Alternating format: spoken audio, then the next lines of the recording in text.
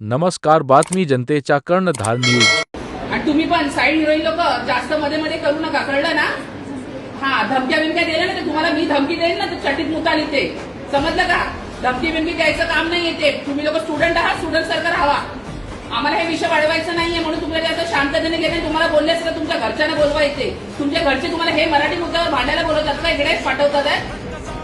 हा, तुमचं वय काय आणि तुमची भाषा काय? पळतायत ना तुमचे रिक्षावाले, युपीवाले. पळा मग तुम्ही परत जावा युपीला. कशाला इकडे करताय काय?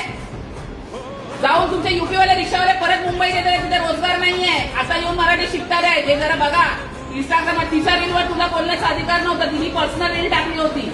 तिची स्टोरी होती की नाही? तिने तुला स्टोरी पाठवली का? तुला तिने रील पाठवली नाही ना? मग तुला तिच्यावर कमेंट करायची गरजच नव्हती. ही मुलगी आणि मी चॅटिंग मध्ये काहीतरी कुठल्या तरी गोष्टी बोलणं झालेलं आहे. त्यात मराठी मुद्दा तिने घेतलेला आहे. राजसाहेबांचे चमचे वगैरे बोलते ही एवढीच. आता इथे कारपडात फोडायचं का काय करायचं तुम्ही सांगा. मला जो लेटर द्यायचा आहे, पत्र द्यायचं ते नका. तुमच्या कॉलेजमध्ये जर एखादी मुलगी आणि राजसाहेबांबद्दल असं बोलते, आता तिचं वय जास्त नाही, म्हणजे मी एक कानाखाली दिलं की ती उठणार नाही, बरोबर आहे? म्हणून तिला तुम्ही मारू पण शकत नाही, कारण की लहान आहे ती.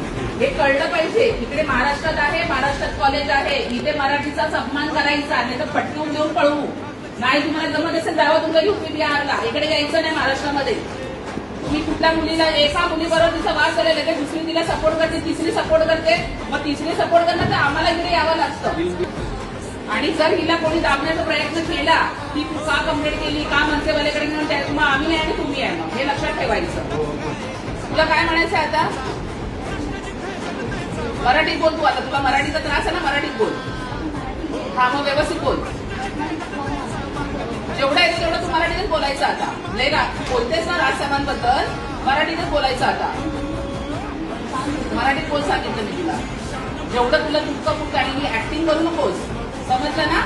तोंड सरळ ठेवायचं, नीट बोलायचं, मराठीतच बोलायचं. तू आता तिच्याशी तिची माफी मागायची, नंतर तुमचं कॉलेजमध्ये जे होईल ते होईल. आता तिची तू माफी मागायची नाही तर तुमच्या पॅरेंट्सला इथे बोलवा. मी बसायला तयार आहे 4 तास, मला काही प्रॉब्लेम नाहीये. तुम्हारे यूपी में लड़कियां सेफ है क्या? यहाँ पे 4 बजे भी तुम लोग अकेले घूम सकते हो. हाँ है ये लड़की सेफ है तो महाराष्ट्र का इसके लिए हम लोग का अभिमान है, समझे क्या? हाँ, तुम्ही कॉलेज लेवल करा. आम्हाला तीच अपेक्षा आहे. मॅडम बघा, आतमध्ये येऊन मला पण ह्यांचं कोणी करते म्हणजे मलाही आवडत नाही मी असं बोलू, पण एवढ्या मोठ्या माणसाबद्दल तुम्ही बोलले, तुमची लायकी नाही तेवढी बोलायची. जर आता याच्याकडनं जर कोण बोललं तर मारत बाळा नेलं असतं, कारण की ते मार खाण्याच्या लायकीचे आहेत.